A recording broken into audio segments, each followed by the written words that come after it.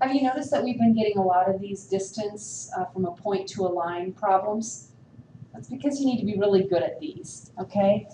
So I don't always give you a video for these, but I decided to give you one for this.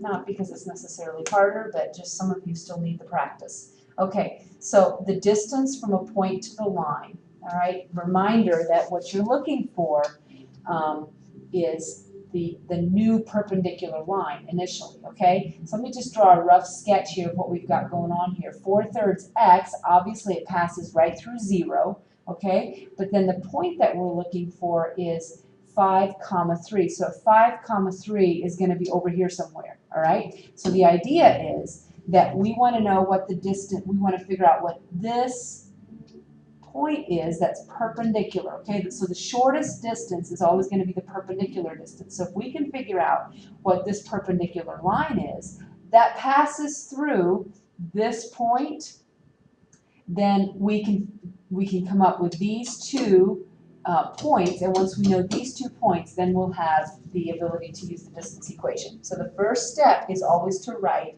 the new perpendicular line. In my case, that means the red line. We're writing the equation of the red line. So y is equal to -3/4 x plus b, all right? How do we find out what b is? Well, we know it passes through this point, so we can use that to help us find our new b value. So we have 3 is equal to -3/4 times 5 plus b. So we get -15/4 plus b. Here we have 3 equals, bring the 15/4 over, which gives us 15/4 plus 3, which I believe is equal to 27/4. Okay, so now we know 27/4 is equal to b. So we have finally, we have our new equation, which is equal to y equals -3/4 x plus 27/4. Boom, got that. Okay, now we have 2 equations. We have this equation and we have this equation.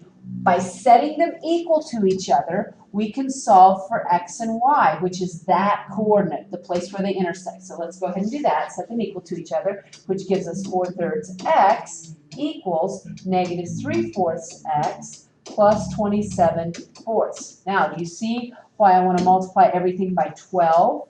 Multiply everything by 12, because in that process I can get rid of all my nasty fractions. So when I multiply 4/3 times 12, I get 16x, I believe.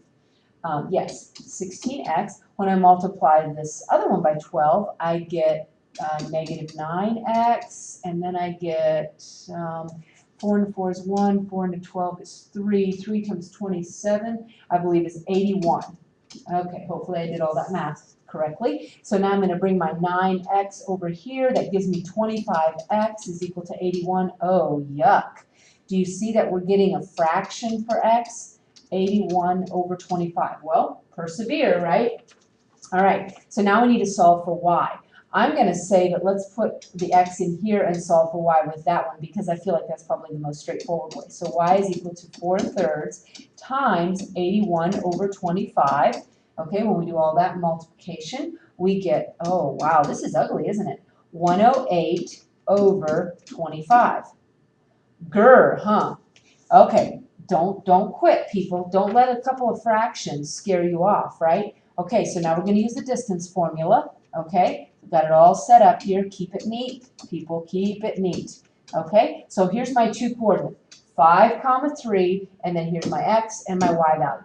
So I'm going to take the x's first. I've got 5 minus 81/25. 5 minus 81/25. And then for my y value, I've got 3 minus 108/25.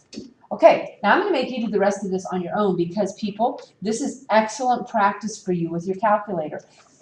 Don't try to do too much of this in your head, but if you enter all of this into your calculator and take the square root of it, you should be able to get the correct answer. And I'm not going to tell you the correct answer, because I want you to do that on your own. Okay?